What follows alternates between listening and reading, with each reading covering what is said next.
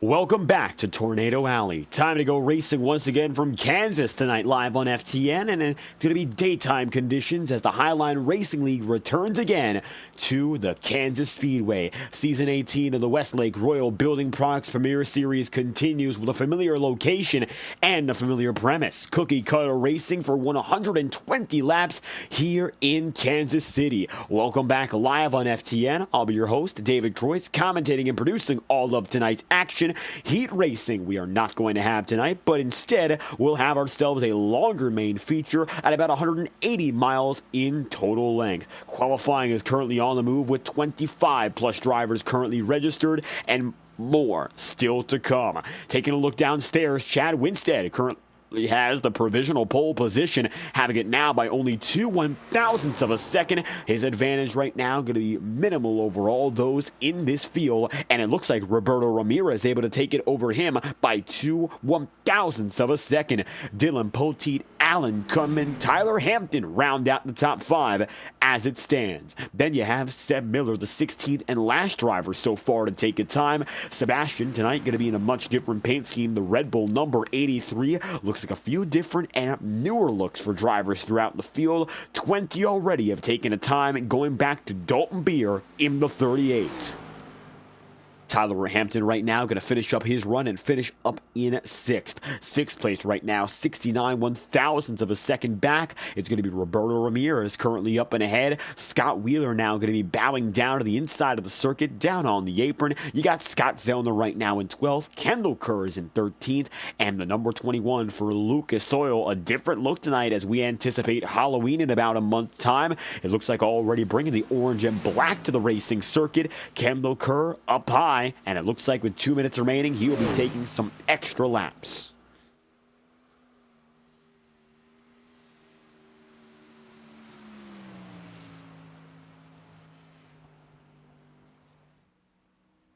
Kendall Kerr, among others, taking some extra times, but right now 4 drivers are on the circuit taking laps. Jimmy McKee is going to be on his first as it stands, 173 miles an hour, backing it down to about 159 through the apex of turns 3 and 4, and coming across the stripe once again. Jimmy's first lap is going to put him in with a 32.158.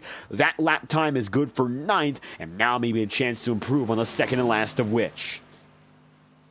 Up top in that number 48 machine, Jimmy McKee going to raise it up by about a half groove at the very minimum. He might actually take it a full groove higher here through turns 3 and 4. And you can see McKee deciding not to go down all the way to the paint, but instead using the middle of the circuit to preserve a little bit more momentum. Jimmy does not look to be faster this time by. It looks like his first lap is a quick one, and no improvement there for the driver, the number 48. Jason Harris will be the 26th driver to take a lap here, and much like previous drivers we've seen, it looks like he's going to start in that middle groove and has decided not to go down all the way to the inside. Robert Kenny, the only driver overall in the session who decided not to head down a pit road at all here. So interestingly enough, it's going to be now Jason Harris, the last driver to set a time. He has less than a half minute right now to put one on the board. Roberto Ramirez has the provisional pole position, and unless Jason Harris surprises us here, it looks like Roberto's pole position will be a lock.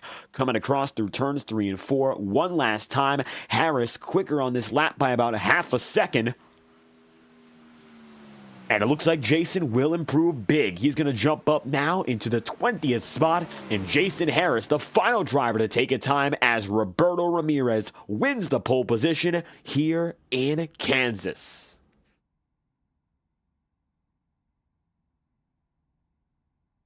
Checkered flag falls here in practice and qualifying alike. And so now we move on to our main feature, 120 laps of racing at a very familiar circuit. The Highline Racing League has gone many a time to Kansas, and tonight it's going to be another large field as we've seen all season long. 27 drivers have registered, and up at the front of the pack, well, it's going to be the number 42 of Roberto Ramirez. He grabs the pole position tonight, and next to him will be Chad Winstead there in second, with third place then occupied line by the driver in the number 27. It'll be Adam Bozzi third, and then Dylan Poteet, position number 4. Fifth place, then and there, just behind Adam Bozzi and Poteet, it's going to be Alan Kunman, with Tyler Hampton then in 6th, and 7th place, then and there, going to be Dawson Buchanan. Terry Brooks is going to be 8th. Then at 9th place is going to be Corey Blevins. Jimmy McKee going to round out the top 10. 11th place is going to be immediately thereafter, and that will be Tyler Snyder with Lucas Lodato in 12th, and 13th place. Immediately thereafter, it will be Scott Wheeler. Scott Zellner, side by side. Two members of the Four Horsemen are 13th and 14th to start, with 15th place being Kenny Brooks and DJ Stagner, then 16th. You'll see 17th place then given to the driver, the 21 in Kendall Kerr. 18th goes to Colton Gardner, and to conclude your top 20 tonight, it's going to be Connor Holden and Jason Harris. The 19th and 20 positions go to those two respectively. 21st is going to be Caleb Morrissey. 22nd, it will be Matt Muir with 23rd. Then and there, the driver, the number 83, Seb Miller. Matt Owens, 24th place. The final complete row, Jacob Hamm and Dalton Beer, 25th and 26th.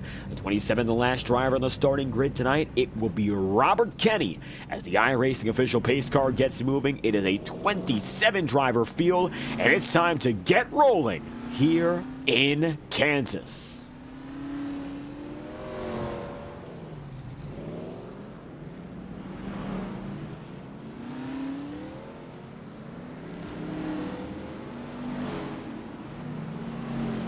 So drivers are now going to roll away. Roberto Ramirez with the pole position, who's had strong speed as of late, but simply put, has not been able to execute. Now the 42 is going to have to stack himself up once again with the remainder of the field, getting out of pit road a little bit late. So now he's just going to have to make sure he's stuck tight to all those he's around. Only one lap of pacing traditionally at these intermediates. We'll get an extra one as a result of Roberto Ramirez taking a little bit more time to get up with the rest of the pack. Kansas Speedway, for those who were not watching earlier tonight, we've already been here once before. It's great to be back. This circuit has now been in use for 21 racing years, beginning its operation in 2001 for the NASCAR Cup Series and its national components, including the Busch Grand National and Craftsman Truck Series. To this day, NASCAR ventures to this circuit twice a year, and it's a track that has popularized in many ways the modern components of intermediate racing. An apron that you can race on, very wide, not too steep banked turns, 4 of which, of course, in a D-shaped oval. It's familiar to many tracks around the country, but we head down once again to Kansas City for this specific venture. The Iora Cup Series race during the night. It's daytime conditions here in Kansas again, and so Roberto Ramirez is due to navigate alongside the field, a slightly slipperier track, a slightly slower track, a few attempts of a second of fall off each and every lap compared to those who raced during the night in the Iora Cup Series. 27 drivers, so 2 drivers bigger than the main field that we had last week in Iowa. Unrestricted fuel, of course, unrestricted field size. No limits here. The only limit, of course, is how you approach this race. Every driver in control of their own destiny tonight. Chad Winstead still looking for win number 1. He has gotten remarkably close. Alan Cummin is left, of course, 2 victories have come in the last 2 races, and he's looking now to go for that three-peat, and maybe a hat trick of races can be collected by Blacktop Racing and their star driver this season. Championship race is heating up, and the number 8 machine has made himself the outlying competitor and contender, but Roberto Ramirez is now looking for his first chance to lead the field to green. Pole sitter Ramirez will bring us back in racing. 120 laps here from Tornado Alley. We are green again from Kansas.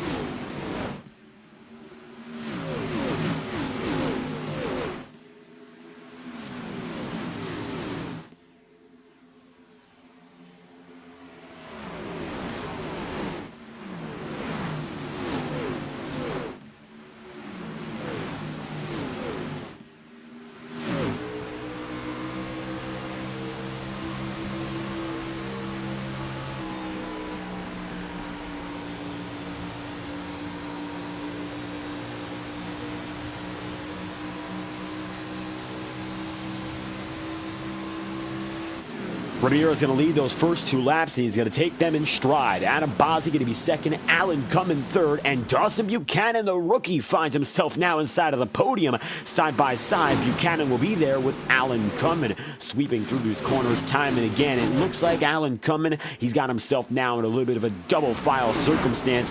Most of the field going to be double file, and nothing all too crazy when it comes to racing once again. Smaller field size. We've cut back from some 35, 36 drivers to once again seeing mid-20s, upper 20s tonight. Hopefully that's going to contribute to much clearer racing and, of course, clean racing. That's going to be the goal. The Iora Cup Series went the first 40 laps under green. Overall had a total of 6 yellow flags, including the last of which was a green-white checkered finish. Reminder that for all those in the Highline Racing League, they know it well already, but it's something that comes up time and time again. Only one overtime attempt is allowed in the Highline Racing League. The yellow flag comes out after that point. The race is over no matter what.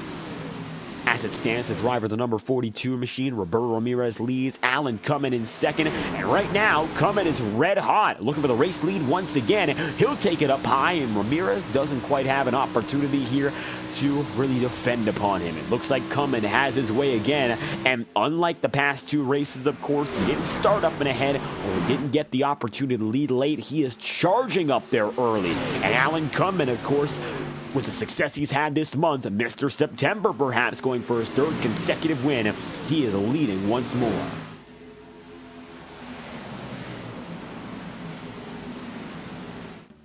Cumming going to be finding himself now up and ahead by a car length and a half. Then you have Roberto Ramirez and Chad Winstead side by side. Dylan Poteet going to be in 4th and Adam Bozzi there in 5th.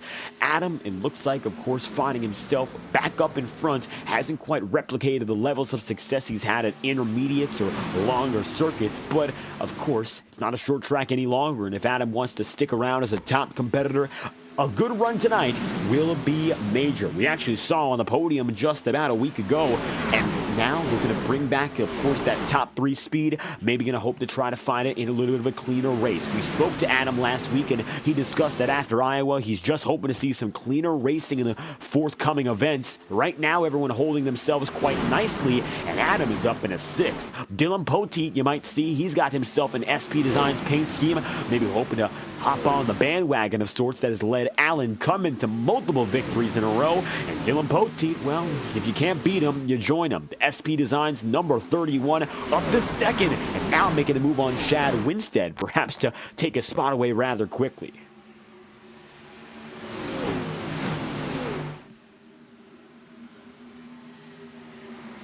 Tyler Snyder side by side now with number 83 of Sebastian Miller. Matt Muir also going to be in the mix as well. And it looks like right now Tyler Snyder, well, he finds himself only in 16th. Seb Miller going to be taking it back to the early days of Red Bull Racing, or if you'd like to interpret it as the Red Bull can itself, that would go. It looks like a very similar look to the cans or the very early days of 2004, 2005 for Red Bull's program when they immediately joined Formula One and also the NASCAR Cup Series and Xfinity Series alike. The 83 right now looking to replicate those very early successes. He came with 2 consecutive podium finishes to kick off the season, but ever since that point, Miller has been on a bit of a cold stretch. So maybe a chance for him to keep on going and perhaps make it up inside the top 10. He's just behind Caleb Morrissey, Jimmy McKee, Lucas Lodato and company.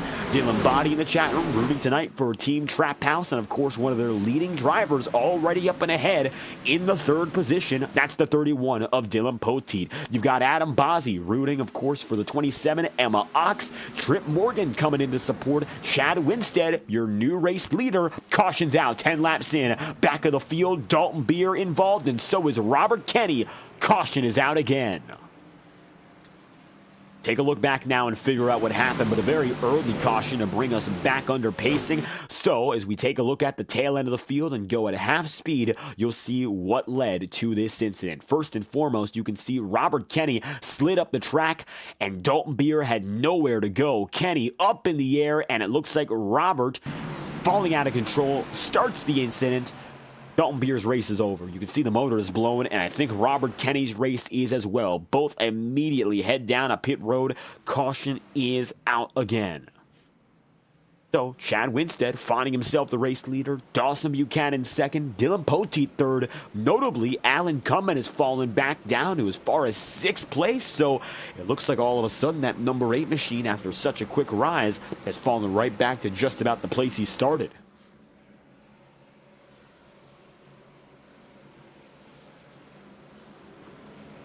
We'll see whether or not, of course, this is going to be a trend for the rest of the race, or if Alan Cummins has himself in any trouble. He falls back to 6th, and Chad Winstead now finds himself your new race leader. Dawson Buchanan is in 2nd, Dylan Poteet 3rd. Some big movers throughout the top 10, positive or negative. One that we have to mention, of course, would be Roberto Ramirez in the number 42, who admittedly for his sake has not been moving in a positive direction. He finds himself in 8th after collecting the pole position, so he's dropped back now. Total of -8 on the day. Up in front of the field, some hard chargers. Well, 22nd up to 14th for Matt Muir. A great start for that campaign. And additionally, you're going to see 24th to 19th for Matt Owens. Solid start right now for the number 11, albeit a very quiet one. If you started inside the top 10, there's a 90% chance you're still in it. The only exception right now is Jimmy McKee, 10th down to 13th, and 13th up to 10th, Scott Wheeler has made his way in the top 10 instead.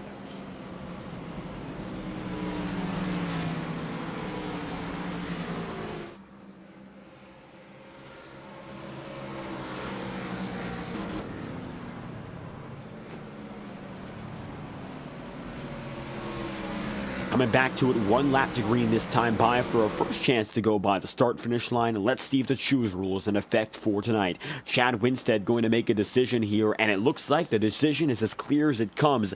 Down to the bottom side, Winstead goes low, Dawson Buchanan goes up top, and Buchanan running strong once again. The rookie for Blacktop Racing up inside the top 5, looking for that first career, of course, victory, and of course looking for a first career podium at that. Let's see, of course, whether or not if he can achieve any of those goals tonight. Starting strong, but there's a long ways to go.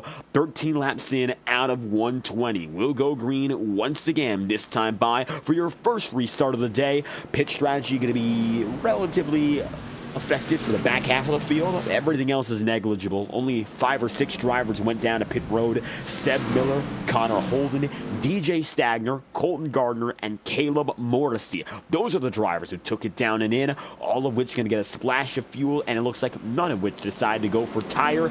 Expecting 4 drivers to go up to 60 laps on a tank of fuel tonight, so one-stop strategy would be expected for leaders if we remain under green from here.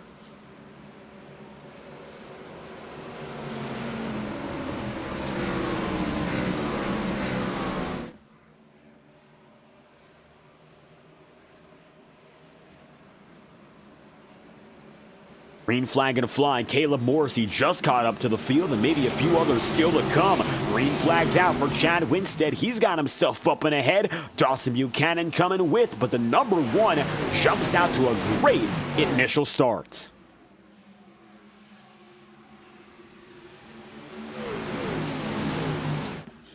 So now it's going to be toe-to-toe with the number 31 of Dylan Poteet with Adam Bozzi. Adam hoping to jump up inside the podium rather quickly, and coming with them, here comes Tyler Hampton.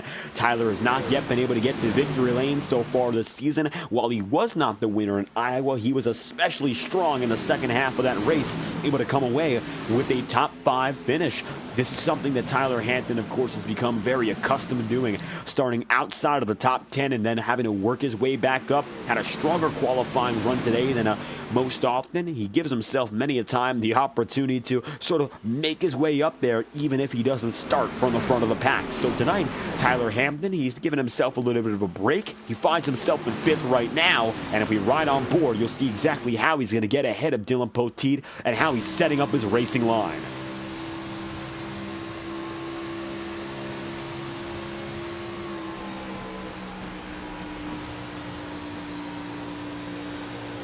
Hampton right now going to be looking low, and for Tyler, this is his first ever chance course, going to the Highline Racing League and racing here in Kansas. We've been to this circuit many a time. Season 15 and Season 16 on FTN, but additionally Seasons 8, 10, and 12. We wrapped this venue as well. It's been a long time since that point, though, and I can imagine most of these drivers don't specifically remember that event. Nevertheless, Kansas Speedway, it's something we've seen many a time before. So, Season 16, Season 15, races that we remember. So, some drivers here, veterans from that era, maybe taking some notes, but you have to remember, Season 15 was the Next Gens, Season 16 was the Gen 4s. Never in the modern era of the Highline Racing League have we gone here with the Xfinity Series cars. Even Season 13 was the ARCA machines before they became the Gen 4s. So this is something that is almost unprecedented for any driver. There's no real notebook to base it on,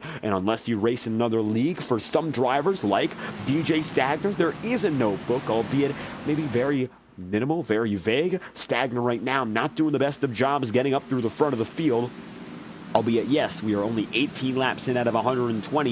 He has not been the hardest charger so far, finding himself only in 19th, and has not quite been able to make his way through up ahead of the majority of the pack. He's got Kenny Brooks now that he's side by side with, and 64 is going to go down low. He'll leave that 54 top-sided and stranded. All the while, Caleb Morrissey went down to pit road, and one thing you have to mention, some of these drivers went down to pit road.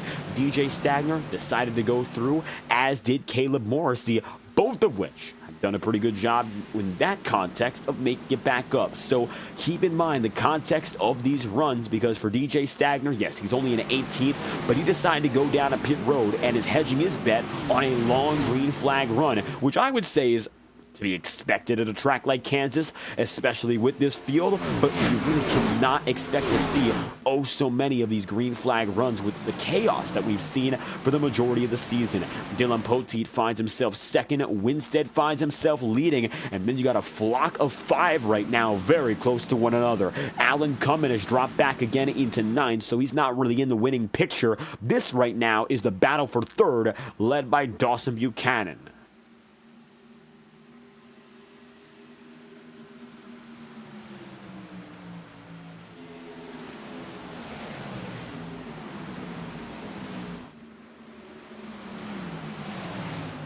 Battle for 3rd is going to be 5. Then from there on out, you've got a battle that's currently going to run from 8th on back. Lucas Lodato finding himself in the top 10. A driver that has once again kept his nose clean and stayed silent. He's done a wonderful job, of course, of just maintaining his consistency and staying in the top 10 without almost ever being noticed. And I think right now that is Lucas Lodato's biggest strength.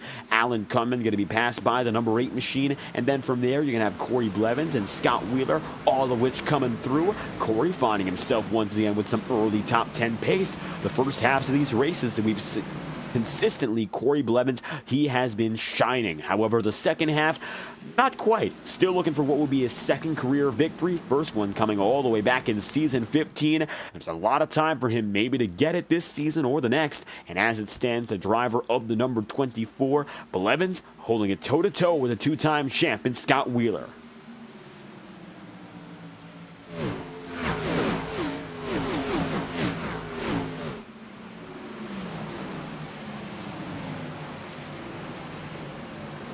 Now single file once again, further up at the head of the field, toe-to-toe. It's going to be Dawson Buchanan here, who was up in 3rd. Well, right now, that is no longer the case. Instead, he finds himself now tailing back once again. He's got himself now down to 6th. Admittedly, still going to be inside of the top 10. Let's ride on board now for a brief moment with the number 4 and see what he can do, perhaps to recover position.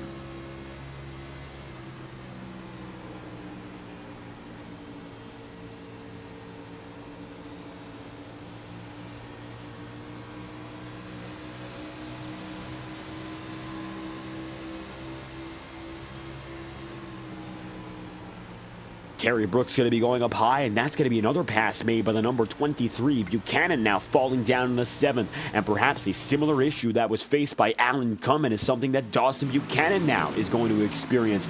Perhaps right now, when it comes to the green flag racing, troubles are arising in large part due to tire saving. That's something we touch upon many a time we go racing at these intermediate circuits. Sun, it is shining for the most part tonight. And as soon as we mention that, the clouds come out once again.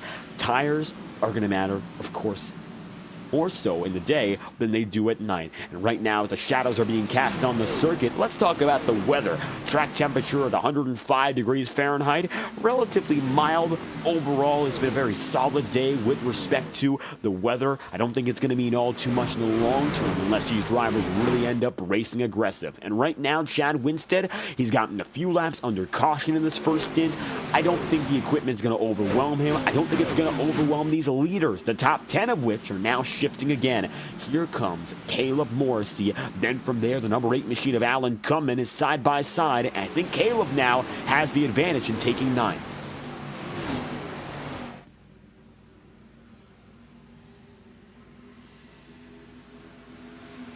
So Cummin now going to be pulled back to the final spot in the top 10. Scott Wheeler coming up next here in 11th. Let's see what he can do with Matt Mears standing just behind.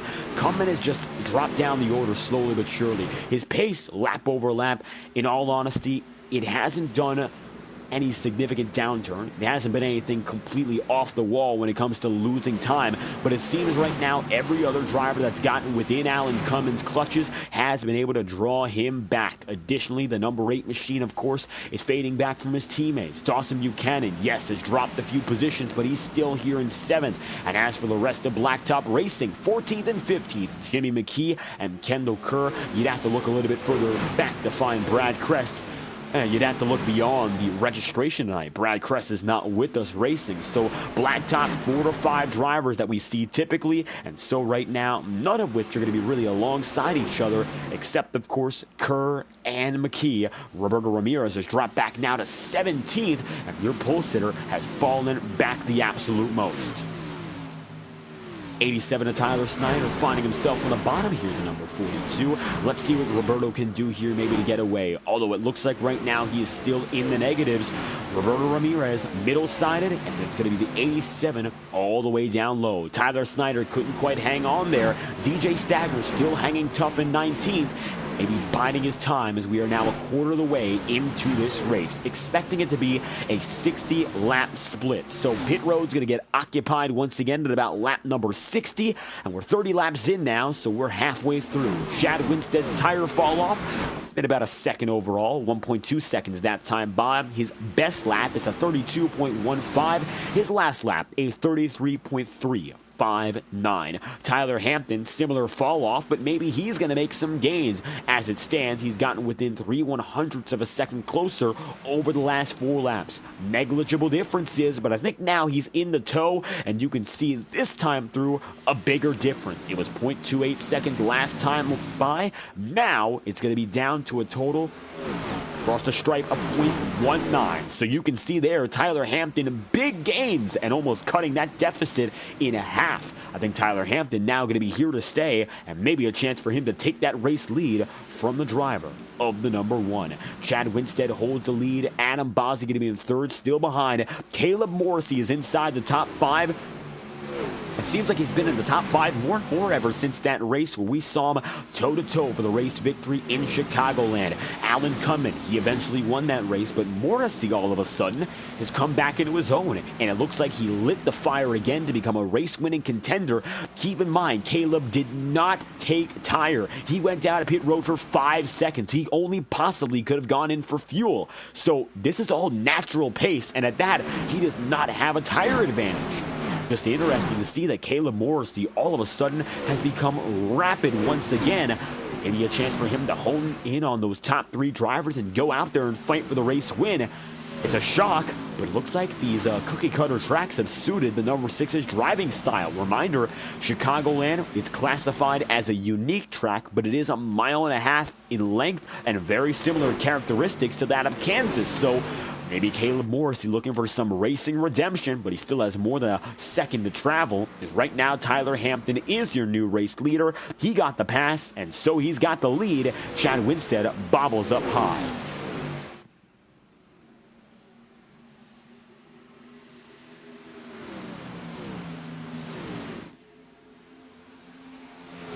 Hampton, Winstead, Boswick, 1, 2, 3, occupying positions from first to third. It looks like they're spread out by only 0.7 of a second. Caleb Morrissey is still double the distance back from Hampton to Bosley anyhow, and he still has a lot of time to make up here. So Scott Zellner, he got by rather quickly, and the four horsemen are putting themselves together once again. It looks like at long last, as he's affectionately been called over the years, the Jonestown Jet has finally found some racing rhythm, and his teammate just behind him, Scott Zellner, well, he'll give him some room. Zellner, unfortunately, will not be a championship contender this season. It looks like, once again, another very strong start, but oftentimes we mention Zellner, real-life commitments come first and foremost. So as a result, these drivers are going to have to account for that. The number 2 machine is here chasing checkered flags, and the all-time winningest driver, I think he's due for another win or two once again. Chasing after the win number 20. He's at 18 right now. 19 and 20 could come this season. And at the rate of success we've seen out of Zellner so consistently over his career, I wouldn't be shocked to say, yes, win number 20 would be ahead of us this season. Let's not get ahead of ourselves, though, because he still has a lot of time tonight, maybe to make it his for his 19th career win. But Terry Brooks is running strong, and now Terry's coming up into the picture. And Brooks, not a driver we mention all too often. Maybe his forte is the short track racing. But tonight, Terry finds himself straight up in 6th and maybe a chance now to move up to P5. He's got Scott Zellner now only about 1.5 ahead. And for the Westlake Royal Building Products team, who have been our premier sponsor now for more than a season and a half, we once again have to thank Terry Brooks and Westlake Royal Building Products for their continued support, making things happen here week after week, season after season. The Highline Racing League has been reliant on the support of the Brooks family and Westlake. ASC, you might remember them from their time in season 15 and 16 and Culture Designs, making everything happen here live on FTN and live with the Highline Racing League. They've done a great job helping us out, and it's great to see Terry Brooks is having a real good run. He finds himself up and ahead of the majority of the field and ahead of Dawson Buchanan. Right now, Dawson going to be passed rather quickly as Lucas Lodato makes his move in to the 7th place. Right now, it looks like Dawson Buchanan, nothing more that he can do but just watch his drivers pass him by. Alan Cummin has been able to hang on to 10th here, so he's found his pace. Hasn't fallen back any further, but definitely has not been making any gains. Just doesn't look to be Alan Cummin's night, simply put. And you know, that happens when it comes to racing. It's not always guaranteed to be your night. He led a few laps very early, and as such, well, he's coming up to the 3rd waypoint of this one, still solidly inside of the top 10. As long as he stays ahead of Matt Muir here, it definitely won't be a failure of a night, but I'm sure he would have loved to go after those 3 consecutive victories, which could have been, which could be, if, of course, he gets back and ahead. Tyler Hampton now, he's got himself convincingly up and ahead, and you got Chad Winstead there in 2nd. Scott Zellner, interestingly, goes down a pit road. He's looking for a 2-stop strategy tonight, and he'll decide to do something different. So Zellner makes it into pit road after 40 laps, and odd to see it, but it looks like Scott Zellner will decide to try something new, and he'll bring with him Dylan Poteet down a pit road as well. We're expecting the one-stopper to be possible here tonight, so 40 laps in at 120. If anyone else goes down a pit road sometime soon, it looks like that will still be the alternate call. As Tyler Hampton now comes across the line again, he will not drop into pit road just like that. A little bit of a different look up and ahead. Scott Zellner is going to bail out, and that will bring Caleb Morrissey back in again up to 4th. Adam Bozzi to 3rd. Terry Brooks is now P5, and Lucas Lodato there in 6th. Alan Cummin is now 9th, and Matt Muir is in 10th, so a few drivers getting a position or two as a result of that. Nothing too crazy, though. I think overall the field shuffled just slightly, with Dylan Poteet and Scott Zellner being the only drivers to go down and in.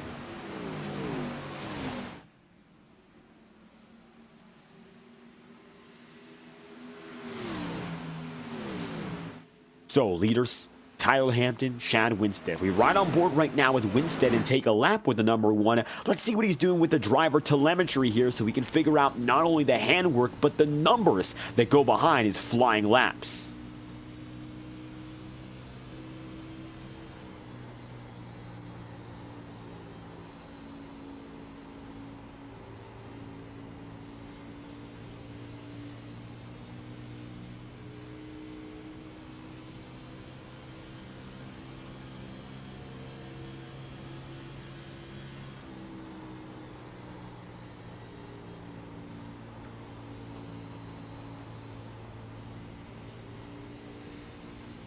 Putting down the throttle full on through the straightaways, of course, but as we ride aboard here with Chad Winstead, you can see getting up to a speed of some 180 miles an hour, then laying off the gas. Looks like not going to be hitting the brakes at all. Tyler Hampton, well, very similar for him.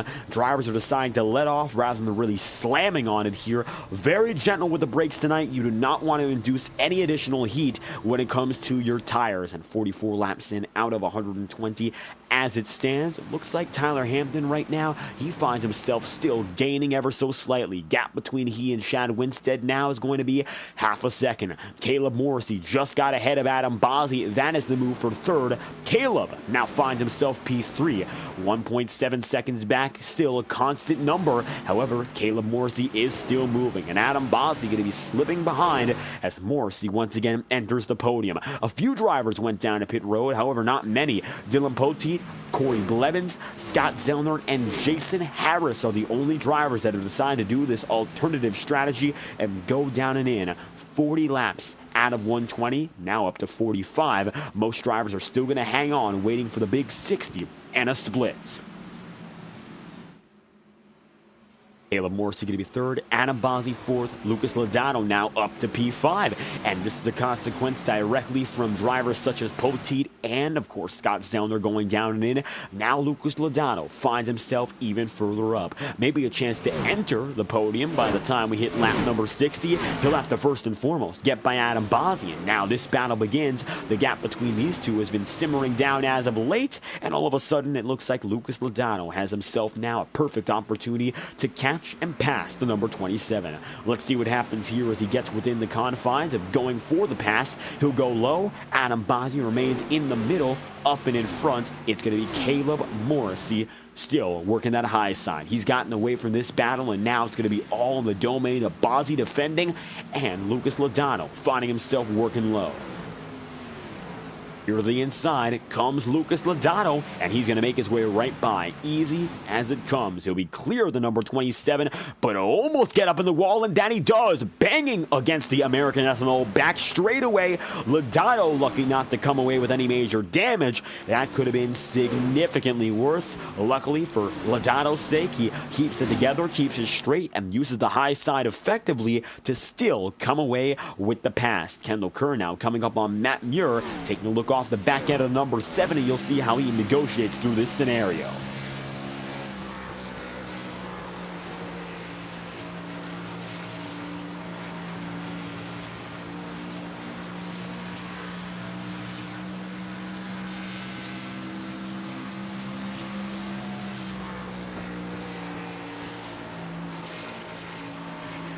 Now Matt Muir just has to figure out whether or not Kendall Kerr is here looking to actively make a pass.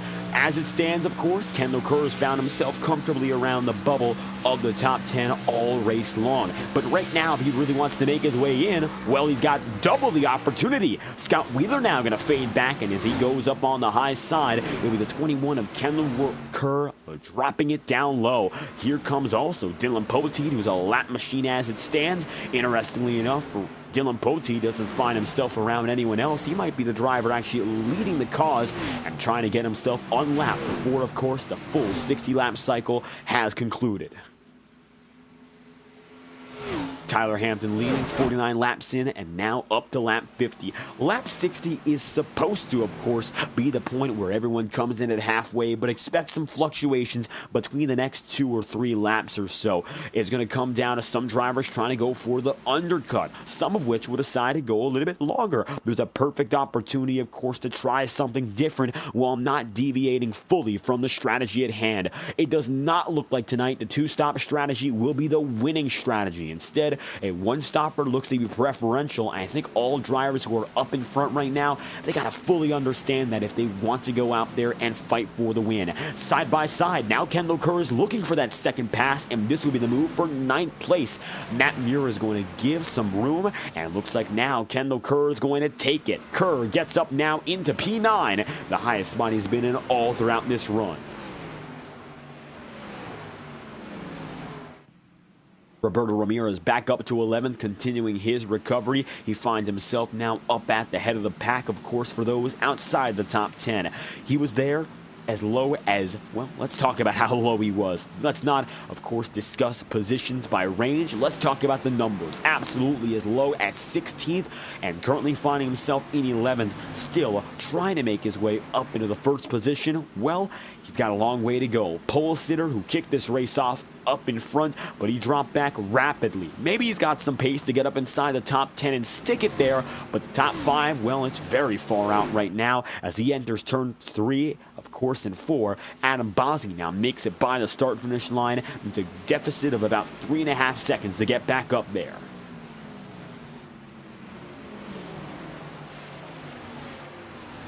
Lucas Lodato going to be 4th. Now Caleb Morrissey is only about a half second ahead, getting by Dylan Poteet, only for a little while longer though, because Poteet does have newer rubber, and as you can see, that number 31 is going to drop it to the bottom, and he's going to make the move. Here comes Chad Winstead right there with, but it looks like for Dylan Poteet, as easy as it comes, both drivers going to be passed in one string of turn. It's the 31 now making his move, and it'll be only now 1 lap down. It's going to be no laps down if, of course, he gets by Tyler Hampton, which it looks like he might before this cycle has concluded.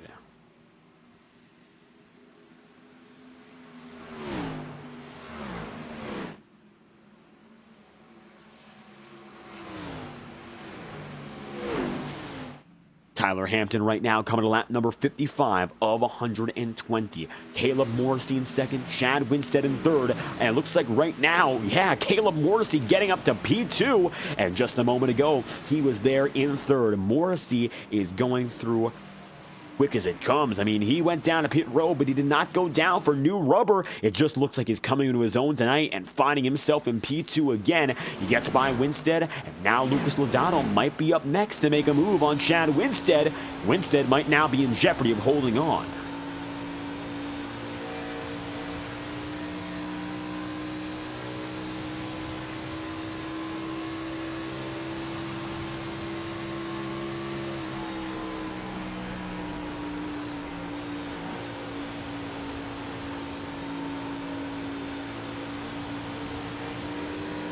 Now Winstead's going to get very close at the end of that American S&O back straightaway. Lucas Lodato makes the move, and as quick as he comes, he'll go. It's another one of those passes that looks to be all about previously built-up momentum. We're not seeing a lot of these long-form battles where drivers stick to each other side by side for a while. You want one exception? Here's the exception. Corey Blevins, Dawson Buchanan, and Kendall Kerr, all of which now going to be fighting in the upper echelon of the top 10, if, of course, they can just keep on moving up there. They've gotten themselves inside the top 10 now all together. What can they do next? Corey Blevins now works it on the middle groove. Dawson Buchanan gets loose and fades a little bit further out of the picture. I think Corey Blevins has the advantage to take this spot away from Kendall Kerr, and it looks like that he does. So that's going to move Corey up now into position number, well, he's still 21st. Admittedly, he made that move, but not for numbers. He just made it for track position. So Blevins gets away. Kendall Kerr's in 8th, and now Dawson Buchanan is P9.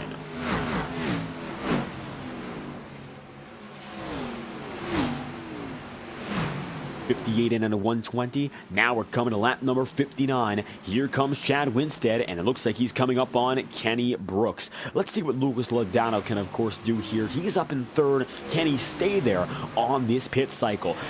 Caleb Morrissey and Lucas Lodato, both perhaps the surprises of the night. Maybe less and less surprised by Caleb Morrissey based on his performances so far, these intermediates. But once again coming alive and holding at P2, Alan Cummin now decides to hold it down and go to pit road. For the first time tonight, he'll bring his teammate in Jimmy McKee right there with.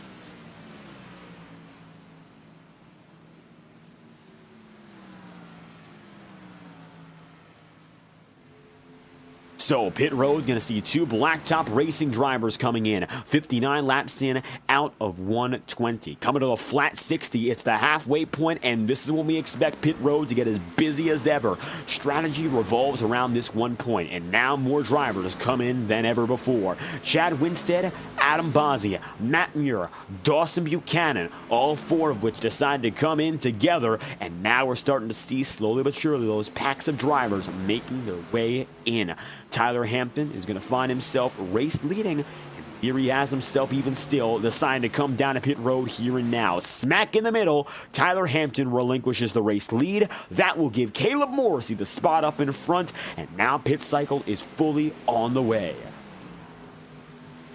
Terry Brooks going to find himself in P3, and he's got himself now within 2 seconds of Caleb Morrissey. 61 laps in out of 120 is the highest spot he's run in all night long, as is for Kendall Kerr, who's now up to 4th, and Roberto Ramirez back inside the top 5 once again.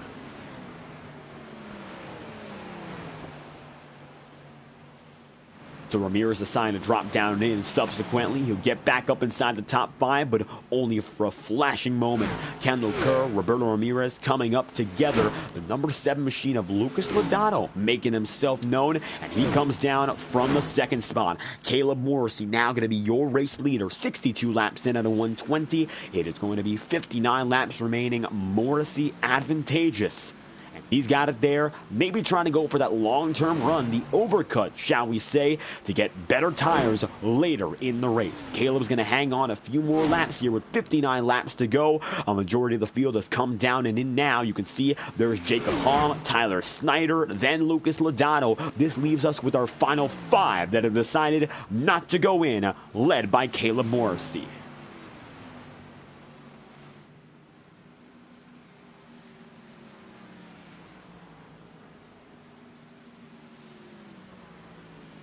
Now we'll see when, of course, Caleb decides to go in. He's gone now 50 laps. No driver can go greater than 60 on one run of fuel. So expecting Caleb Morrissey to come down sometime soon, whereas the remainder of the field, of course, including DJ Stagner, Sebastian Miller, Colton Gardner, and Connor Holden, all those who have decided to abstain from pit road, well, they're going to decide eventually when they have to come down and in. These are the drivers who went down a pit road under yellow, and now they're taking advantage, of course, of the fact that they don't have to immediately. That brings DJ Stagner up to P2 for a reason.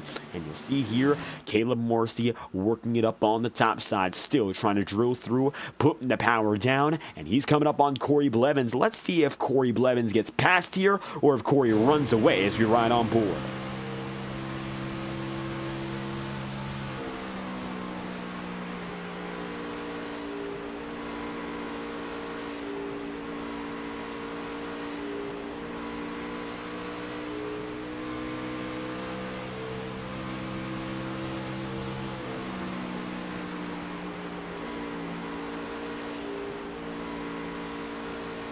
Looks like Corey Blevins right now is going to look low, but as Caleb Morrissey does, he looks again and decides to stay out on the track. He's gone now a total of 52 laps on this stint, and he will keep things moving regardless of the fact that now he's running pretty low.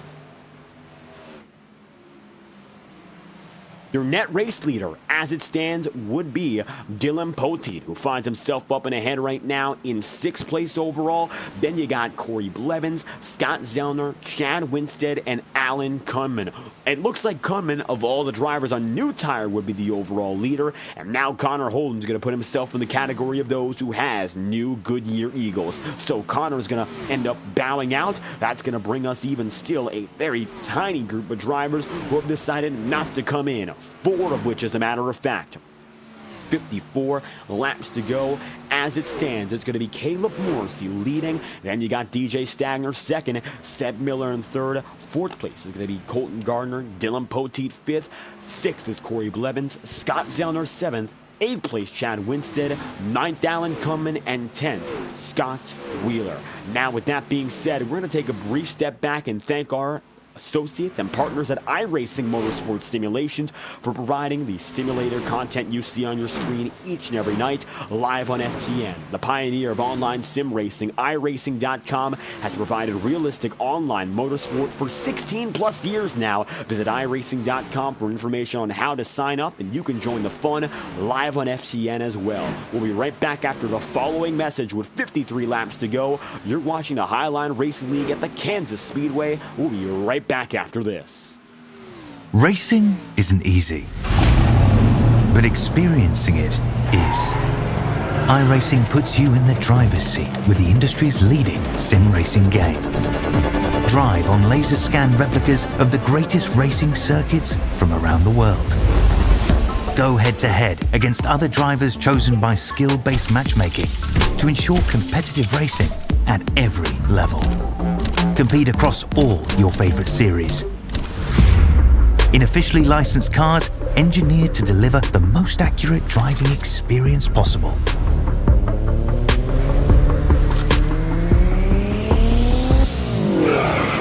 Join a race or host your own with players from across the globe. Race against the computer or in a league with friends. Feel the thrill behind the wheel. Visit iRacing.com.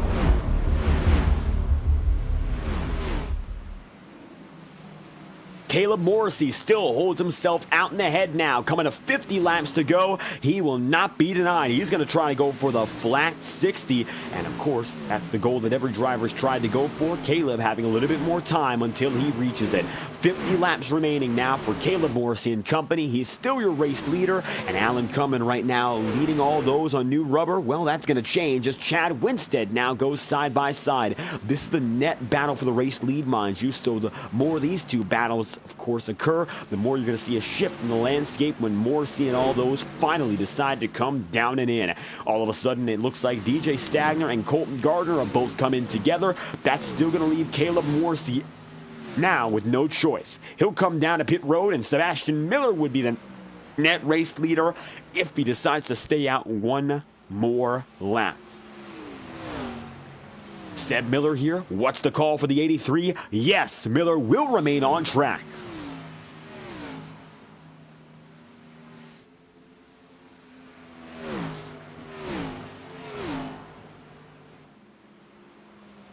It's going to be Sebastian Miller and Dylan Poteet, positions 1 and 2. Caleb Morrissey now going to be getting back on the way. You can see that number 6 exiting pit road, but he's going to fall significantly further back on drivers, including Alan Cumming, while others are going to be exiting pit road. Number 64 machine of DJ Stagner is going to find his way getting back out, and it looks like Alan Cumming and Dylan Poteet will be the next battle up in front. Dylan has been on this run for 32 laps. Interestingly enough, of course, he finds himself ahead by some second and a half. That's all he's got. And with Alan Cumming being about a second a lap quicker, it's going to be, of course, less than 5 laps until Alan Cumming finds himself ahead again.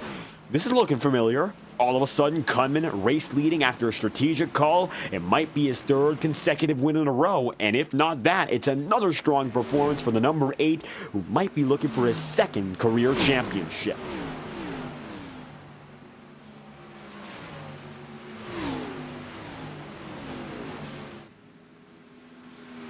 Cumming now going to be leading with 48 laps to go. Just behind him, it'll be Chad Winstead. Gap between these two is some 1/10 of a second. Keep in mind, Caleb Morrissey, who we were talking about earlier, well, he finds himself now, let's talk about the distance he has to your race leader. He's led 12 laps so far of 73, but now he finds himself 15 seconds behind. He gained about a second on that lap this time by the driver of the number 6 machine. Well, he'll have to keep at that rate for some 13 laps.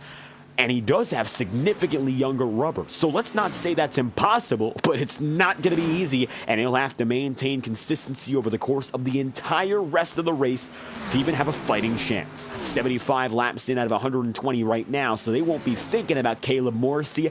But if all goes right for that number 6 team, maybe by lap 100, we'll be mentioning him once again. Chad Winstead going to be 3rd, Lucas Lodato in 4th. Let's see what's happening right now inside the cockpit for Lucas Lodato and take a ride on board with the number 7.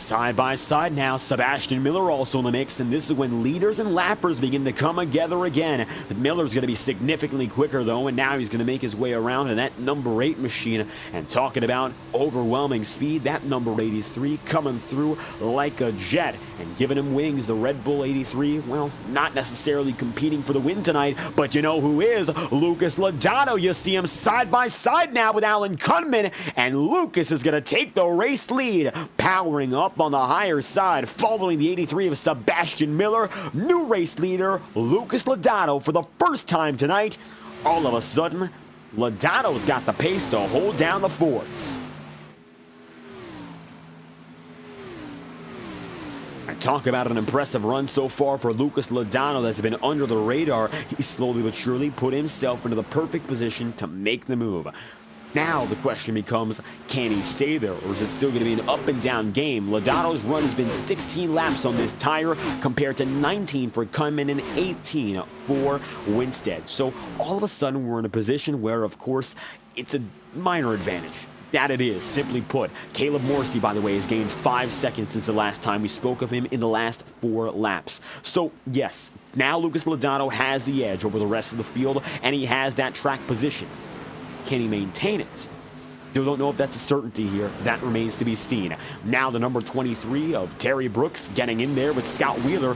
Wheeler loose. He'll go sliding and luckily keep it together. But that's going to give Jimmy McKee a perfect chance to maybe drop down low and make a pass. That he will. They're side by side now for 8th.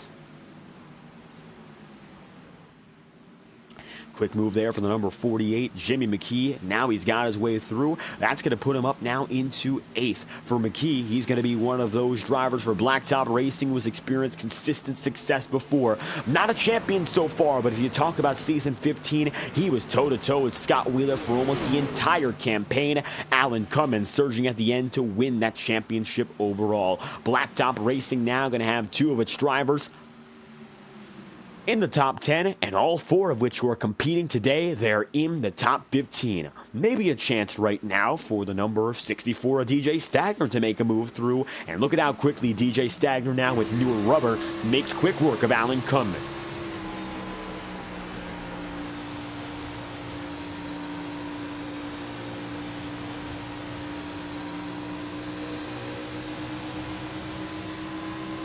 Going down the back straightaway, and just like that, another pass made for the number 64. DJ Stagner, well, he's still looking to get back on the lead lap, and goes to show the difference between new rubber and old rubber. A significant advantage right now for all those who find themselves with new Goodyear Eagles, and that's why planning out these strategies has to be picture perfect. 60-60 split, of course, is going to be most important. Right now for Alan Cummins, that's what he went with. Some drivers who went down to pit road under yellow have a slight advantage in going the distance here. Caleb Morrissey is up now into 10th. And he might have a chance to go further. Gap between he and race leader, it is going to be 6 seconds. Going to get more interesting from here as to whether or not he can continue to make his gains. He's gotten close. He's cut down more than half the distance. Now there's only those final 5.5 seconds to go as Morrissey looks right under on Corey Blevins, and it looks like that's going to be another quick pass that moves him up into 9th. Look up and ahead, side by side now for 2nd. Alan Cummins and Chad Winstead going to be going at it. Let's see now what Winstead can do as he finds himself on the offense, and he'll be taking it down to the bottom.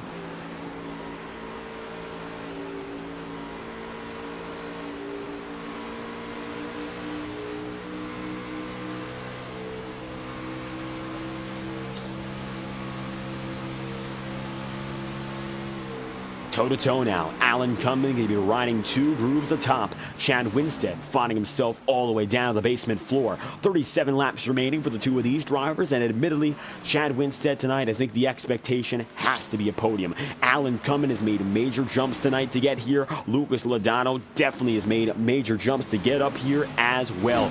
Now the question remains, can they stay here?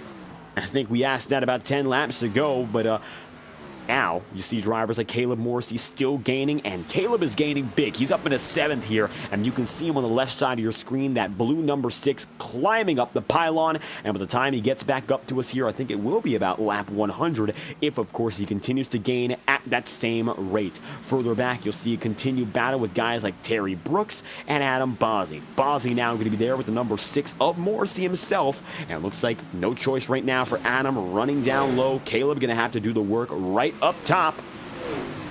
The difference is clear. So what tires come down to more than anything else, this isn't even about racing style any longer. This is what it comes down to. As it stands, tires are everything. Fuel is out of the question. Driving style, well, of course, you've adapted yourself now for 85 plus laps. I think most have come to grips with how they'll approach the track. Tires make the difference. Right now, those with newer tire are those with higher position overall. The only exceptions to which, or exceptions shall we say, are those who find themselves already one lap down. DJ Stagner and the like. Stagner, of course, finding himself one down, wasn't up in front of the field for the majority of the run, found himself 19th for the majority of that opening stint, and it looks like wasn't able to get himself up ahead inside the top 15, if that tonight. Not the best of races for the number 64, a former champion who's been to this circuit many a time previously, and as it stands, there's not much else he can do. He's got Colton Gardner and Jacob Halm right around him. This is a battle for position for the 64 team, but he's not going to be able to get much higher than about 20th today as he is right now. So let's see what Jacob can continue to do to hold off DJ Stagner. Looks like not much. DJ still significantly quicker, and Lucas Lodato right now going to be right there in the same frame. You can see him about a second up on Alan Cummins and company further back. Caleb Morrissey up to 4th. Gap between he and Lucas Lodato is 3 seconds. He would have to make up about 1/10 of a second each and every lap, and right now he is still going ahead of that pace to go out there and win in this event. Now, with that being said, he's made it by a fair proportion of this field, a majority of it as a matter of fact, one driver of which being of course the number 23 of Terry Brooks. We'd like to additionally thank Westlake Royal Building Products for providing all of the support to bring the Premier Series to you for its 18th season. Let's hear a little bit more about Westlake and what they do here for the Highline Racing League community, as well as all the communities they serve throughout the country and beyond. We'll be right back after this. Thank you for tuning in live on FTN. Let's take a word from our friends, the premier partners of the Highline Racing League, Westlake Royal Building Products. Boundless makes its presence felt. It will not be ignored. We're helping turn ideas into reality with a wealth of building products that take every architectural style to the next level. This is what it's like to imagine, build, and transform anything we want into exactly what we seek. This is what it means. Coming to 30 laps to go, Lucas Lodato still the man at the top of the board, and already Caleb Morrissey has gotten up to the podium. 91 laps in out of 120, hedging his bet on a long-term run. Well, it looks like no other driver has been able to make this strategy work to the same capacity as that of Caleb Morrissey. Now, 2.5 seconds back on your race leader. He's got himself a perfect opportunity to just keep on gaining. So long as we don't see a repeat of Chicagoland, I can imagine Caleb Morrissey now much more confident in his ability to win compared to when we went to Chicagoland 2 weeks ago. He wasn't expecting to see many or any other opportunity to go out and win, but in the past 2 weeks, Caleb Morrissey has found himself with top 5 speed in multiple occasions, and particularly tonight, you can see him now charging through the field with ease. He's clearly the fastest driver in the field, and looks like his first victory since season 15 might be in the cards. Lucas Lodato, of course, will be going for his second ever oval win and his 3rd career victory. Chad Winstead, the former champ, would be going for what will be his 2nd ever oval win. He also is looking for win number 3 in his illustrious Highline Racing League career, one that has seen road course success and, of course, victories on ovals alike. Versatile driver Chad Winstead's been, but looks like right now he does not have anything on Caleb Morrissey, nothing he can do to defend, and so the number 6 finds himself now in 2nd. Battle is now between Lucas Lodato and Caleb Morrissey. Gap is 2 seconds, and the distance to cover 2 seconds over 20 laps. Very doable if Caleb Morrissey can just keep gaining, but that remains a big if. He has been sawing through the field all night long. He's got himself 10-lap younger rubber, and with fresher tire, you'd imagine that Caleb Morrissey, yes, has an advantage. Over the last 4 laps, he has put away 0.7 of a second relative to his competitor in Lucas Logano. Maybe now is about the time he can continue doing that, but he hasn't gained all too much ever since passing Winstead. Although, of course, he's only passed him in about a lap's time. Third place is going to be Chad Winstead, and then from there you got a little bit of a hornet's nest. You got Roberto Ramirez going at it here with Terry Brooks. Ramirez might be able to come away even still with a top 5 finish, interestingly enough. All things considered for Ramirez, not going to be the best of days, but of course, definitely a big recovery from being as low as 16th place. So I think Ramirez is going to be very content with holding fort and getting a top 10 and maybe sealing the deal for a top 5 if, of course, this final run ends up successful. Doing a good job staying right there with Jimmy McKee and Terry Brooks and making those gains. Brooks right now finding himself in 5th, high of 4th today. So, of course, Terry running about as good as he has all season long. Kenny Brooks tonight, unfortunately, seeing struggles further back in the field, finding himself right now in 14th, and it looks like 16th as it stands, falling back 2 spots. DJ Stagner getting up to P15. So Terry Brooks once again finding a little bit more success tonight with 25 laps to go. Caleb Morrissey coming up on Lucas Logano. Gap between the two is 13/10 of a second.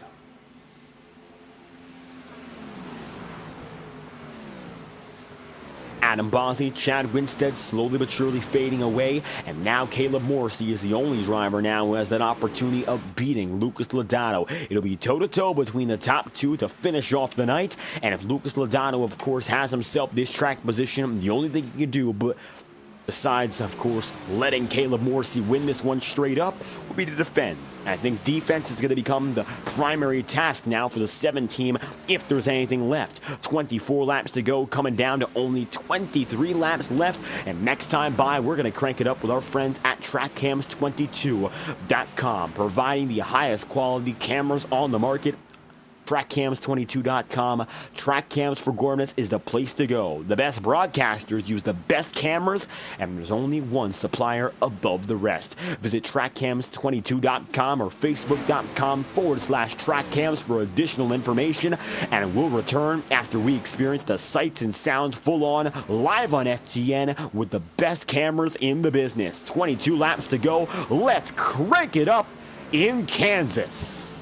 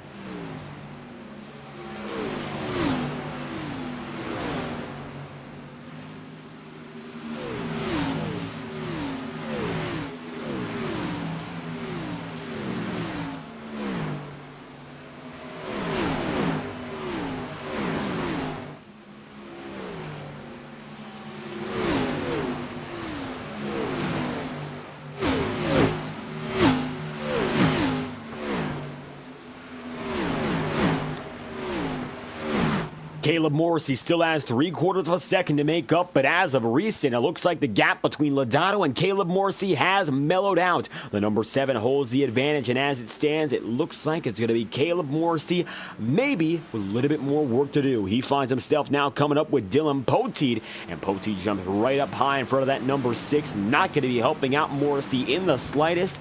Lucas Lodato might now have the perfect opportunity to run away and find himself back in victory lane. Something we haven't seen from Lodato since admittedly last season, in which he collected 2 wins, and the first of which came in Montreal as he was able to win a road course race, our first and only on the campaign.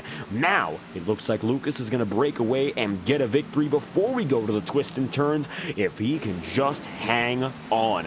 Gap between he and Caleb Morrissey, 0.8 of a second. That's the way it remains. Then you got further back battles that prevail, including Alan Cumman right here. Well, no longer. It's going to be Jimmy McKee.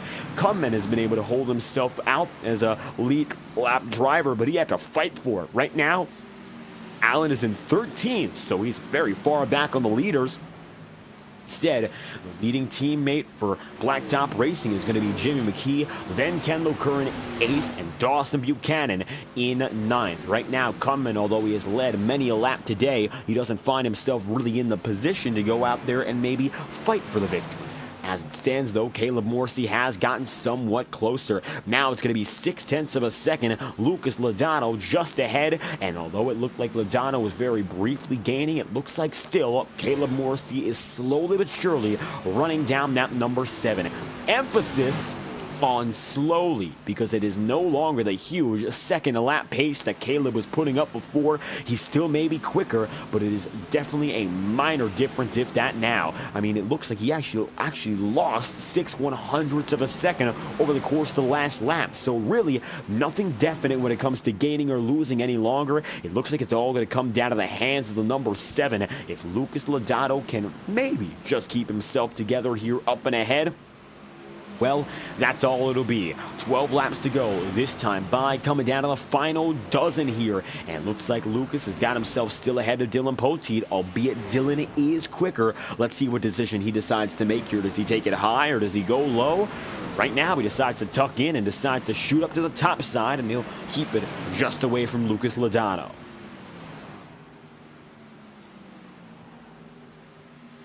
Poteet in the wall ever so slightly. He does not ricochet back. Just keep Lucas Lodato in mind. Half a second now between Caleb Morrissey and Lucas Lodato. 0.5, the closest it's been all night long. And Morrissey continues to creep closer, as now Lodato's going to find himself side by side and stuck with the lapper, the number 31.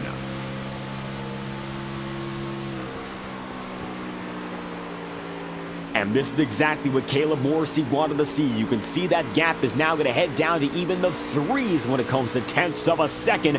And Caleb Morrissey looking for the perfect chance to go out there and win. He needs distractions here for Lucas Lodato, and he's facing them. Colton Gardner, Dylan Poteet going to go side by side. Meanwhile, Lucas Lodato going to be stuck and compromised. Nothing more he can do. He cannot really fully use up the exit of the corner. And now Caleb Morrissey is going to get in line himself. Gap between top 2, 0.2 of a second. He finds himself now closer than he's ever been. Gap is 2 car lengths now.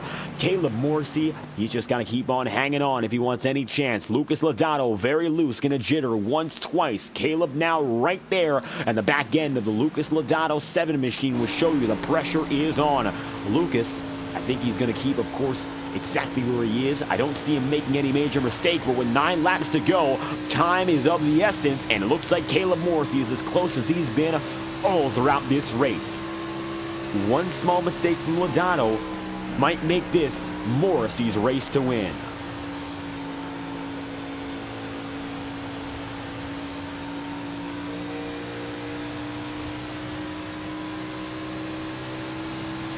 Scott Wheeler getting just ahead now of his teammate here. We'll see if the 97 plays a role. Scott Wheeler, all throughout the night, he had himself some top 10 pace, but really did not pan out. Not only is Scott looking to get back on the lead lap to fight against DJ Stagner and those just ahead of the leader, but he might also play into a little bit of assistance here with the number 6, who is his teammate, racing for the 4 Horsemen.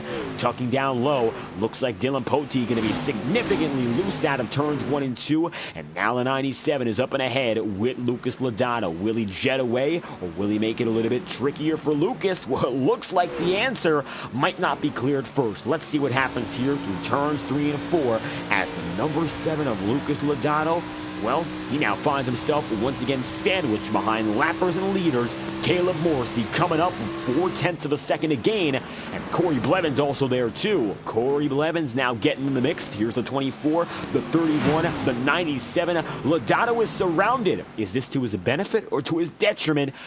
I'm not quite sure, because it looks like right now Morrissey is actually losing time.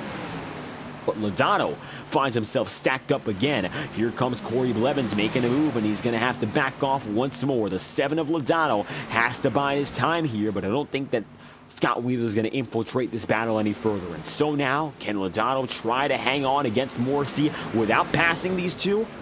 I don't think so. He's got to make a move again if he has the pace, unless these two really run away, and it does not look like Lucas Lodato is getting away from Dylan Poteet or vice versa.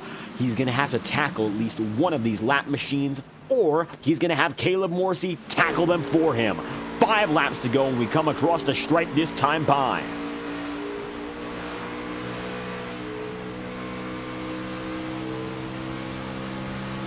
Gap is now within 0.2 of a second once again. Dylan Poteet is not quicker than Lucas Lodato. I think now that is almost a given. The number 31 has fallen back significantly to get back into this position, and I think he's going to impact both Lodato and Caleb Morrissey alike. Number 6 is going to get even closer now. Gap is going to be within a car length, less than 1/10 of a second. This is what it's all about. Caleb Morrissey up high, Lucas Lodato down low. Side by side for the first time all race long, and Lodato slides. One small mistake makes all the difference. Caleb Morrissey leads, and now Lodato's going to be on the fight back. What can Lucas do to get back that top position? Caleb did not look to be the quickest without any other lap car interference. It looks like the dirty air might actually be in the favor of the number 6. The clean air looked to be beneficial to the 7 of Lodato. Now Lucas is going to try to go for a little bit of a switchback, crossing it over, going to the inside as the 6 goes through the middle groove. Lucas Lodato has a chance here. He sticks in the back bumper, 1/10 of a second. That's still the difference. And as quick as Caleb Morrissey got the lead, Lucas Lodato clung right back to him. 3 laps to go. Minor contact in the wall there for Lodato. He is not done just yet. Look at how hard he's pushing through those corners, especially in turns 1 and 2. But the exit, not what he wants at all. He'll fall back 0.2 of a second. And that's going to be major for Caleb Morrissey. Keep in mind, Caleb has significant struggles in this portion of the racing track because of Dylan Poteet and the lappers of this nature. It's not going to be easy for Morrissey to get away, and there is still hope for Lucas Lodato if, of course, he can play his cards right from here. Hitting those marks is the most important thing. 9 times out of 10, there's no incident that comes from lappers and leaders. But there's always that other one instance where something crazy happens, something out of the ordinary, something unexpected. Tonight, it could be that one, but it could fall by the wayside and be those other 9. For Caleb Morrissey, he's been waiting more than a year and a half to get back into victory lane. He would love to just hang on for one more lap. White flags out. Lucas Lodato slowly but surely fading behind. Caleb had to make up a half lap under green to get to this point. The number 6 has not won since Nashville and Talladega of season 15 in early 2023. 2 weeks ago in Chicagoland, Caleb told us that he would never know if another opportunity would come back this season for victory, and only 2 weeks later, here and now, he finds himself leading the way. Coming off a turn 4 for the final time in Tornado Alley, Caleb Morrissey wins from Kansas. Lodato second, Chad Winstead again comes home in third, and Roberto Ramirez, your pole sitter, recovers for a 4th place finish. Morrissey much like Alan Kunman, will break the winless streak and collect the checkered flag from the Kansas Speedway.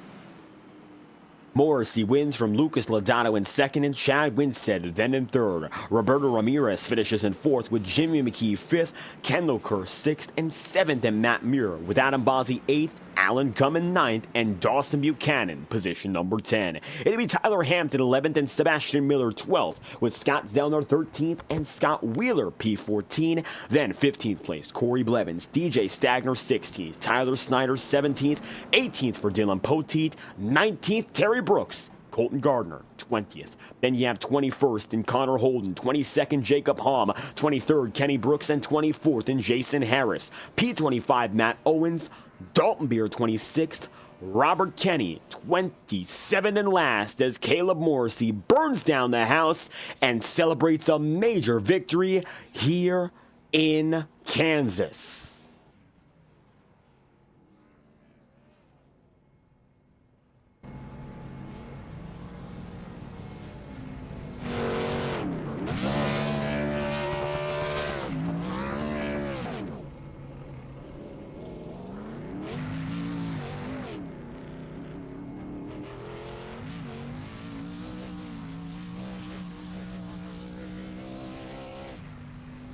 It looks like Caleb going to decide to extend this celebration and take a loop around the virtual Kansas Speedway. And now going to go beyond the burnout here and taking a trip across the track. Of course, 120 laps at this circuit tonight. Caleb Morrissey coming away with his first victory here and his first win in some 3 seasons. Been a long time coming, and I'm sure Caleb Morrissey knows that more than anyone else here. And he's going to come down to pit road eventually, and we will speak to all of your drivers inside of the top 3. We've got Caleb Morrissey, Lucas Lodato, and Chad Winstead coming up next on FTN, and you'll hear from all those who succeeded and prevailed tonight in Kansas. Morrissey's going to park it at the start-finish line, and so it's time to bring back the footage, rewind the tape, and look back on another successful performance for Morrissey. Much more successful than Chicagoland. It's a 1 position difference, but it's a huge change in how the race went down. Caleb Morrissey and the 4 horsemen are back in victory lane. Let's speak first and foremost with that number 6, Caleb Morrissey, who gets the job done. And 2 weeks ago, you told us you didn't know if there would be another opportunity to come your way this season. And it's only been 2 weeks. And tonight, you had pace from the jump and dominated that final run on pace to win in Kansas, snapping the winless streak. Yeah, unbelievable. I'm so happy right now. We've been grinding away at that for so long and just had 3 god-awful seasons in a row, whether that was the new next-gen car or the driver or whatever combination it was. And it's just it's great to get the monkey off the back and to do it at Kansas and do it at not a dirt track and all this place that has other different pressures for me, and not have a super speedway victory and all these other things. We're having a great season. If it wasn't for getting taken out on the pace lap in the final lap at Daytona, we're sitting with at least 3 top 10s and 2 podiums. So we're putting together a great season. We have a great program again, and the confidence is obviously back for the most part. There was a couple guys missing this week, so there's still a chance that, let's say, if a Casey was racing, that he could have possibly won this race just as easily, but the world may never know. Well, it looks like tonight everything works out your way. First and foremost, let's talk about that pace. Qualifying tonight, well, you didn't capture the pole position, but you found yourself in 21st. So almost the exact opposite of getting the pole there. You started at the back of the field. What about the race pace changed from how you approach qualifying?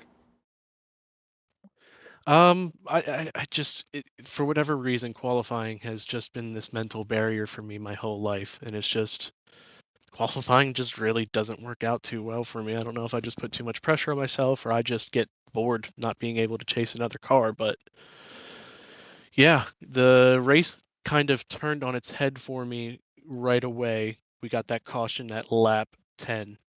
I came in, and I know a couple guys came in as well, but it looks like I think they only topped off with fuel.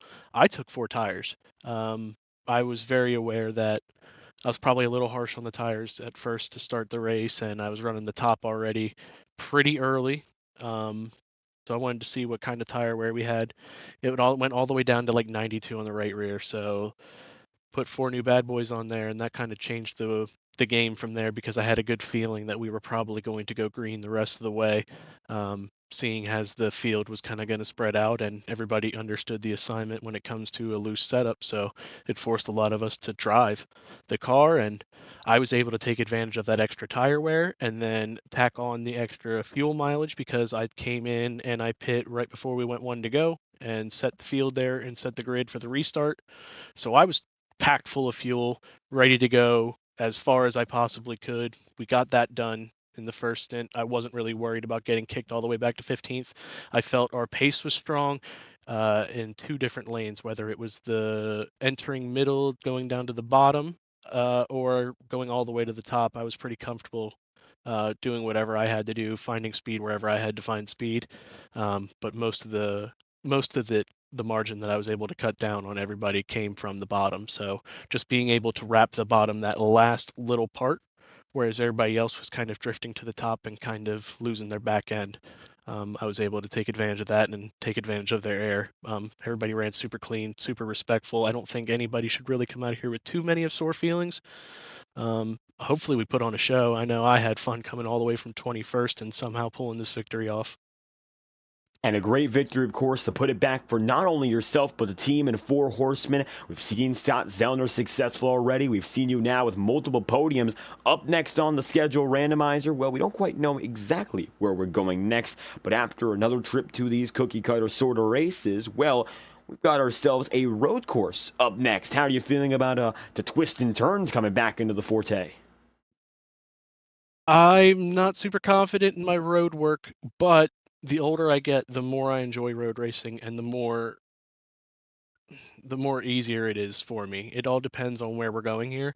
If we go to a Chicago street, I don't picture that going real well, or Daytona Road. Indy road course intrigues me. I feel like I can run that pretty well. Long Beach, no shot. Road America, I have a good shot. Sonoma, I feel pretty good about. Watkins Glen, I feel great about. So I'm crossing my fingers for Watkins Glen. I think there's a lot of us crossing our fingers for that because I think it's a fan favorite and a driver favorite for us. So crossing our fingers for that. I'm not super confident, but at this point, if I come out with a top 12, that's a win for me, and that's pretty much what we'll shoot for. And hoping, of course, for just a good points day after a huge victory here in Kansas. Caleb Morrissey, any final shout-outs or last messages you'd like to give? Yeah, just thank you to Westlake Royal Building Products for sponsoring the league. Appreciate them.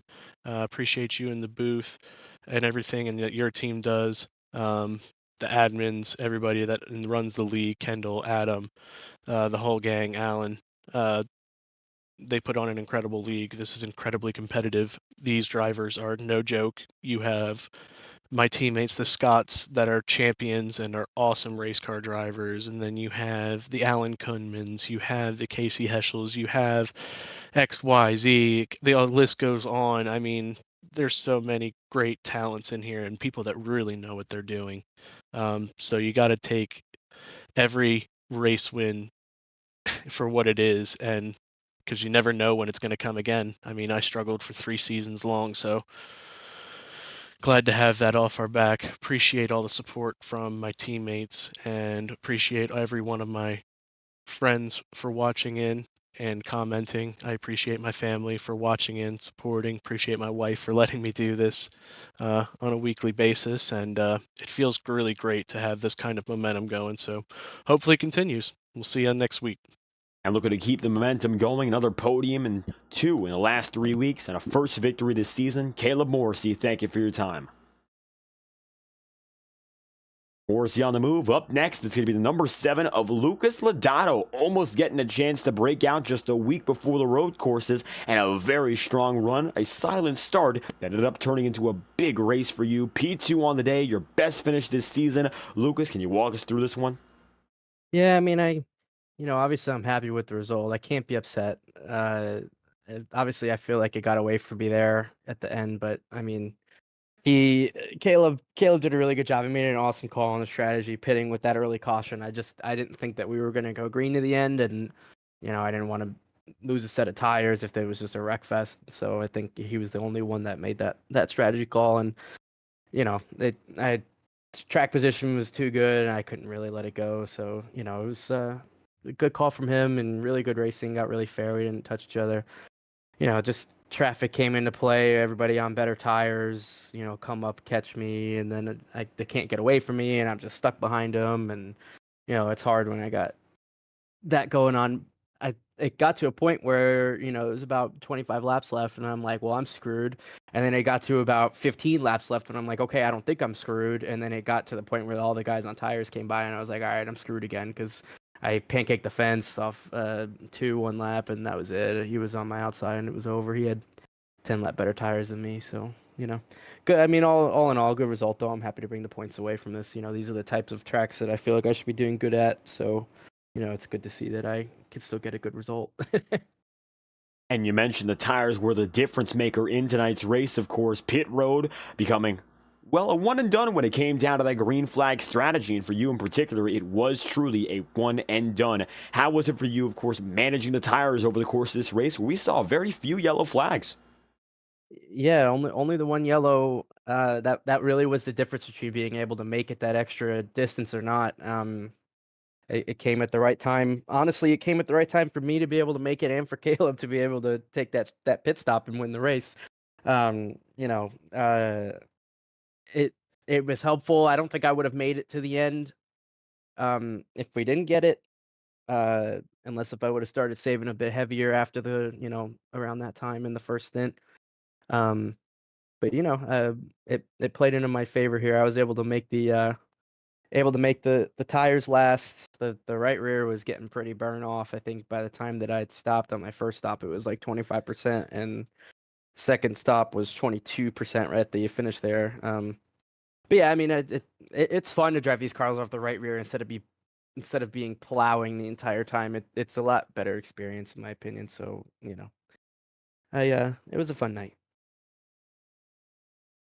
That being said, a fun night that could proceed, of course, just a week before a race we might have you as a favorite, perhaps. Road course racing up next week. We saw you win there last season in Montreal. We don't know what track it is up next yet, but maybe you have yourself getting ready for what's next is perhaps one of your best races on the calendar. Yeah, hopefully I could follow us up with a win there. We'll see what I could do. There's a couple road courses on there that I don't know how they're going to do for me. I wouldn't say that it's like a given or anything that I'm going to get it done, but I always feel pretty good going to the road courses. So hopefully I can have a similar performance like Montreal last year and just do a good job there. Hope we look for another solid podium and maybe one position more. Lucas Lodato, second on the day. Any last messages you'd like to give out? The floor is yours. Yeah, thanks everybody for watching. It was a good time. Thanks as always. So for putting on the broadcast and for all the admins, all that, especially Adam. He's been putting in a lot of work lately, and I think his job goes underappreciated. So, we all really appreciate him as much as he knows it or doesn't know it. I hope he does know that. So. Just like that, Lucas Lodato, second place here from Kansas. Thank you again for stopping by. Yeah, thank you.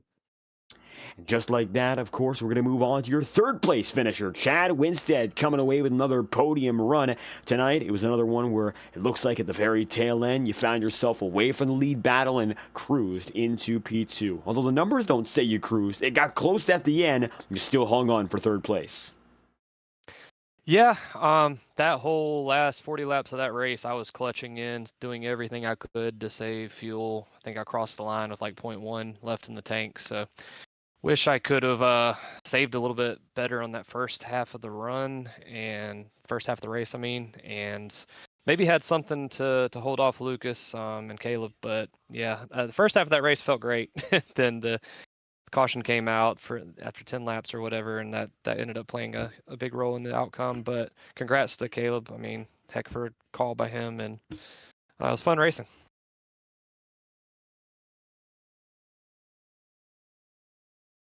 And tonight, we saw, of course, the opportunity to develop green flag racing all night long, something we haven't seen so far these mile and a halves overall. How do you think that suited the way you approach the event? Well, I always love green flag racing. I always feel like I have good long run speed. That first run, uh, was able to pull away from the field for a little bit there until Tyler called up and him and I kind of checked out. And I wish we could run a lot more races like that, but maybe at a different track where I don't quite burn the right rear off as much or don't have to worry about the fuel mileage game. But yeah, it felt good to get back to that classic highline racing. Uh, Long green flag runs. We only had that one caution tonight, and I think it made for a really cool strategy, really good finish to the end of the race. There was good battles. I think we were having a really good battle there for third. I think Adam and I were both clutching in on those last few laps, trying to hold off Terry. Unfortunately, they got collected, but yeah, I really enjoyed tonight. It's fun racing these cars off the rear tires, like Lucas said, instead of worrying about the right front. So it's fun slipping and sliding. It's always a good time.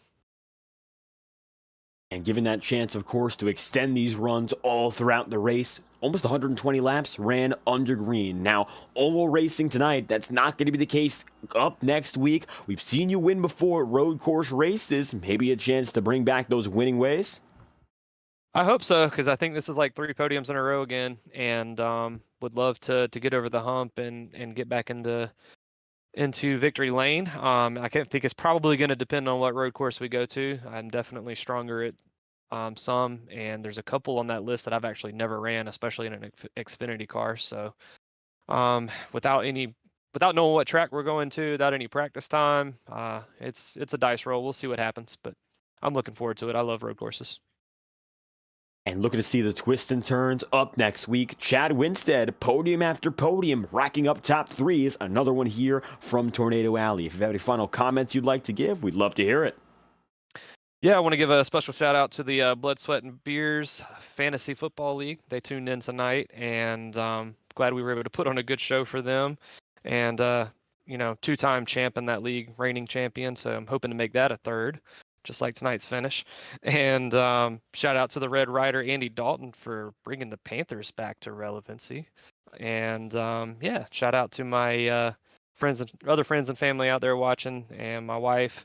It's been a really, really, really tough week for her and I. A lot of things outside of racing and work, and just a lot of life things this week. And it's been a hell of a week. And just want to give a special shout out to her. She does so much and deserves so much. And love you, babe. We'll hopefully I'll give her a shout out from Victory Lane next week. Hoping to find a victory lane. Up next, it's going to be Chad Winstead, third place today here from Kansas. Thank you again for tuning in. All right, appreciate you, David. Thank you. Chad Winstead on the way. Top 3 we've heard from him. Chad Winstead, number 60, P3. Lucas Lodano there in second, and Caleb Morrissey finding himself as a race winner once again. Waiting since season 15 to get this opportunity, and it comes his way. Huge strategy night, and for Morrissey, it was a night to remember. Checkered flag falls here. Now, up next on the table, it's going to be road course racing. Highline Racing League goes back to the twists and turns for its one and only road course event of the year. That's up next, though. We'll see you next Thursday night with coverage once again from the Highline Racing League Westlake Royal Building Products Premier Series. From the virtual Kansas Speedway, you just watched 120 laps of Premier Series racing, brought to you by Westlake here live on FTN. I've been your host, David Kreutz, commentating and producing, and if you enjoyed, make sure to leave a like on the stream and subscribe to the channel. Your support is always greatly appreciated. Thank you for tuning in here from the virtual Kansas City. We hope you have a fantastic night, and we hope to see you next week as we continue the Premier Series in Season 18.